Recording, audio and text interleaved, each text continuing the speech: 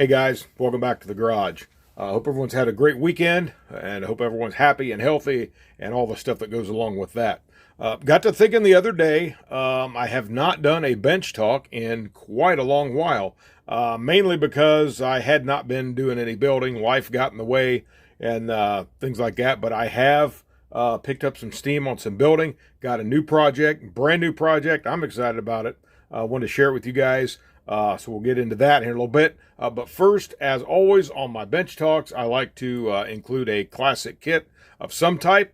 And this week, guys, we've got a really good classic here, the Monogram Duesenberg Town Car. This was the 124 scale, 1934 model SJ with Murphy body. Now, I did look this up. I picked this up at my favorite antique store, actually, same one I've got my other kits.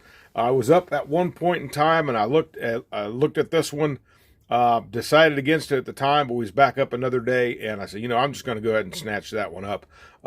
Classic Duesenberg. Been to the museum in Auburn, Indiana, many times. Used to go there as a kid all the time with my folks, and loved it every time we went over there. Got to see these things in person. Just phenomenal cars.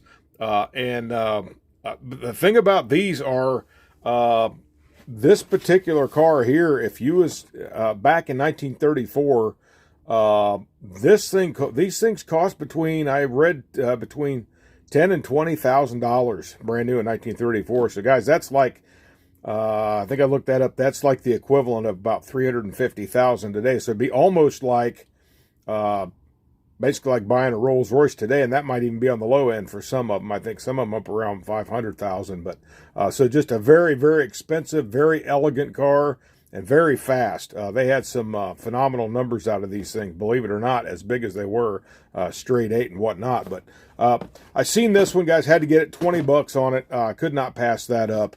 So before we get into too much else on it, let's just do like we always do. Let's take a walk around the box. There it is. This was a Museum Pieces series, and just exactly where I used to see these things. Definitely ones you won't see driving around very often, or if at all. A lot of these things are so valuable now. I think a lot of them are just probably trailered to shows and things like that, or live life in a museum.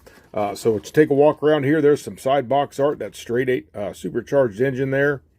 And there's the actual trunk on that one. This is the town car, so it's got like an extra cowl on it. And then that front part there is open. But there you go. This is from, it's got 2 dates, 1968 and 1974. Obviously, this being the second release of this. This is kit number 7549. Again, in 124 scale, and there's just a little bit of the right up there if you want to just pause on that and go through and read that. And then there's a nice picture of the side view there. And then again, just Monogram when it was actually owned by Mattel back in the day. So now guys, this thing has been started, but it's not a glue bomb. It is actually going to be pretty easy to complete, I think. Maybe some of the stuff I could take apart, but the body, nothing's been done with the body yet. The fenders have been painted. So I just got an option. If I want to change the colors, I can just strip this paint off and then start over with that. But as far as that goes, you see that nice long body. Look at that. That is a meaty piece of plastic right there. So very cool kits. Now I did build, back in the late 80s, I did build the, I think it was the 34 torpedo Phaeton, which was that was also a dual cowl car. And I actually, after I built that, Auburn has what they call a NATMUS. I believe it was at the time called NATMUS Museum. That was North American Truck and Car Museum or something. I don't remember exactly what all that NATMUS stood for, but I actually took that car over there when I was done with it, and I actually donated it to that museum because they had some model car displays there. Now, whatever become of it, I don't know, but all those years ago I built that and then donated it. It'd be kind of neat to go back over there and see if it shows up somewhere. That'd be kind of cool. But anyway, that not much different than this. I think really the only thing different between those two kits is this part. I believe the interior was the same, basically the same. I think just the body here has changed. Now, when I bought this, it did not have instructions with it. So I was digging through some stuff the other day, and I come across those instructions of that SJ Torpedo Phaeton that I built way back in the day, and I got to looking through here, and I realized that this virtually is the same instruction sheet as this car would have had. So I can disassemble some of this stuff and start it over. I've pretty much got a complete instruction sheet. Your only difference, like I said, is going to be, I think this piece for the interior was different. For this rear cowl here, it's just a little bit different in this kit, but it is the same part number, however. And then, like I said, the only different part then is going to be your body, the actual body itself. So everything else appears to be correct for this kit as well. Again, I kind of jumped ahead of myself there. I like to, a little bit of the history on this, just real quick. The first release for this town car was 1968, and then this was the second release, 1974. I think that's what we had on the box there. 1974. So this would be that 74 release. And I don't know that this one has ever been re-released after that 1974 issue. So I'm not 100% sure on that. But everything that I looked at, I don't think this has ever been reproduced and after that. So, but this has come with parts bagged up, and I've gone through it. It appears that all the parts are there. I've got the hood in here. And again, I won't take all this stuff out of the bag. But there's your glass. The glass is all in good shape. Headlight lenses. All the pipes, supercharged pipes, are all there. The exhaust. And so that's there. Now here's the frame. This is what they had assembled. And I think it looks like, if I want to detail this up, it doesn't look like this is going to be that difficult to take apart. Because, you see, there's no globs of glue anywhere. So I think it was done actually rather nicely. They just opted not to paint. And actually they did have the axle in upside down. So that's an issue there. So we can fix that whenever I decide to get into this. Just thought I wanted it for the stash. It was an awesome car. I'd say I loved looking at these things back when they were new. Yeah, not that old, guys. When I went to the museum, loved looking at those cars back then. But here's a chrome tree. So it's still got pretty much stuff on there. There's the front bumpers and whatnot there. And then, of course, the steering wheel. And I did check on that, and it is the very same part number that calls out on the instructions for this one, too. So, and then here's this. This would be the piece behind the seat on this one. So it won't have the gauge cluster. However, the gauge cluster is on the chrome tree, but I don't believe it calls out. And these must have just been compartments, I believe, on the back of the seat there. And then here's a piece of the floorboard there. And then other parts that I won't speculate until I look at the instructions. And then there's your running boards here, radiator, and the like. And then just a couple other stray pieces, piece for the engine here. So it pretty much, like I said, guys, everything is there. Very cool kit. It's awesome to have it. I actually did acquire one of those dual cow Phaetons at swap meet here a couple years ago, or maybe even last year. So I've got another one. It needs a little bit of work done to it, but so I've got that complete. Again, instructions if I tear it apart. I've got the instructions here to do that one as well. So we'll put this back in here. I also have picked up one of the 810 or 812 cords that was made over there in Auburn. I got one of those, and I have a 35 Auburn boat tail Speedster, but however, it's the Lindbergh kit, so it is a multi-piece body, so that would be a little bit more challenging to get together to come out right after you get it painted, or try to, if you can build it before you paint it, that would be something too. But one of these days, I've told myself I'm going to try to dig into that, because I always like that boat tail Speedster as well. So one of these days, maybe, you never know. But anyway, guys, that's a classic kit for this week. Classic Duesenberg Town Car by Monogram. All right, so we're going to slide this one on out of here. And guys, I started a new project. As I find a place to set this guy down. Started a new project. Now the 57 Ford is going to be an ongoing project. I think I mentioned that in the last one. But because of its extensive work and all that I have to do yet, I figure I'm going to kind of work on that between some other builds. And guys, I've been wanting to build another gasser. I just love them. I did the Badman 55 Chevy last year. I did here a couple years ago, I kind of scratch built together a 40 Ford sedan that I made a gasser out of. So I said, you know what, it's time to build another gasser, but what do I want to do? And I got to thinking about it. How about a 55 Chevy truck? But I did not want to do the Cameo because I wanted the step side. I'm going to move this up closer so we can get this in here. Come get down there a little bit. There we go. I said I didn't want the Cameo. I wanted the step side, but I didn't have a step side kit. So my sister-in-law actually was looking on eBay, and she found one, and she had sent me a text. So I went ahead, we put a watch on it, and then I ended up bidding on it, and I got that kit from eBay. But I found out after I got this one, I got to open it up, that really all I would have had to have done is ordered the rear fenders. Because it looks to me like the box itself is pretty much the same thing. The only thing on the bed is it's got these pin marks, injection pin marks, and I've started cleaning this one up.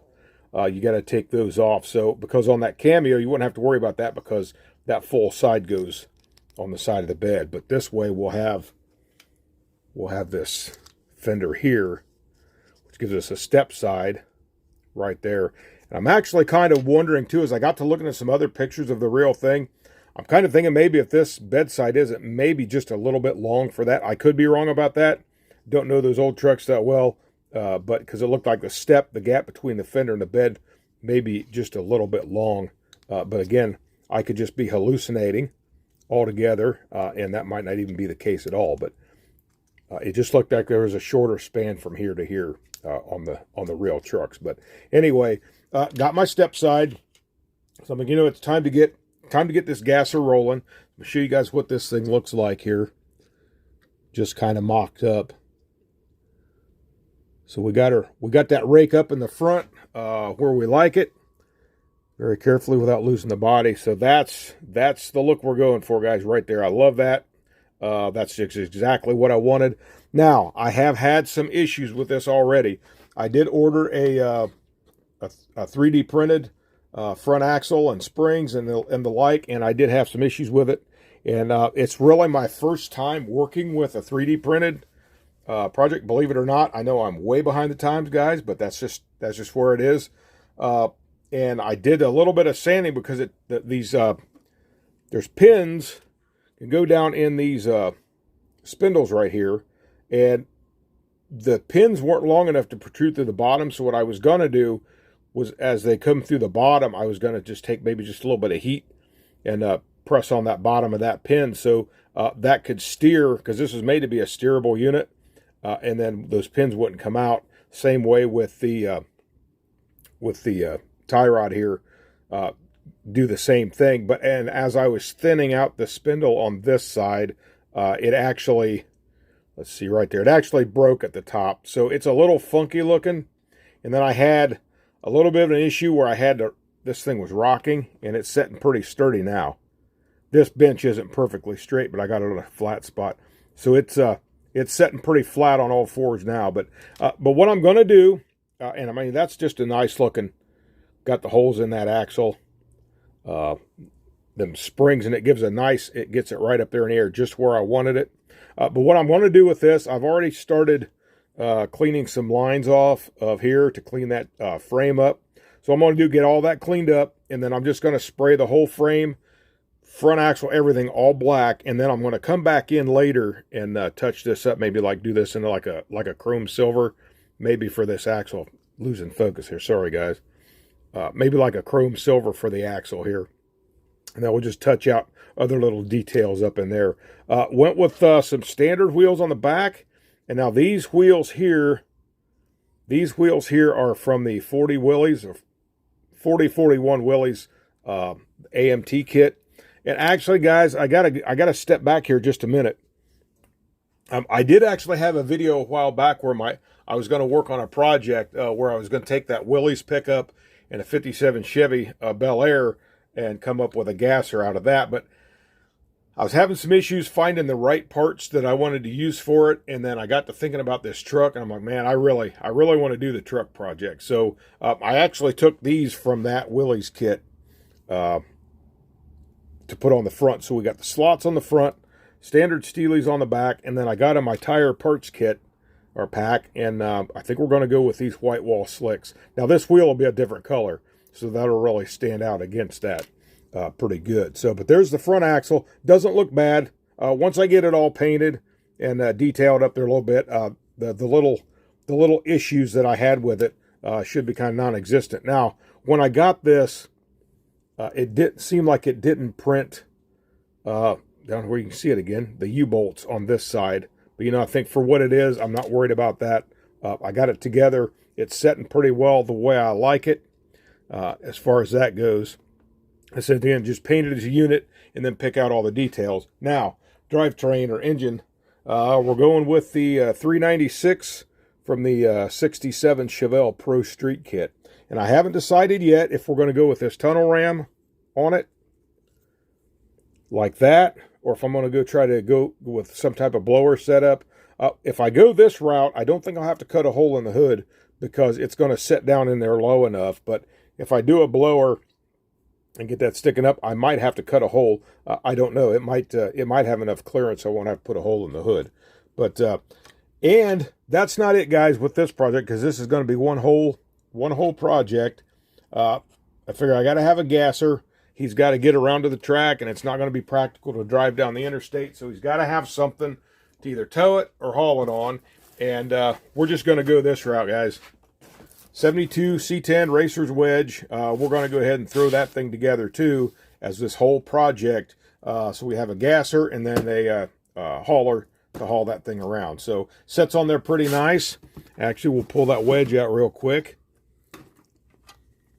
I know a lot of these projects have been done, guys. I figure, you know what? I guess it's my turn to get in there and get a race team set up. So see, that'll set on there pretty nice, just like that.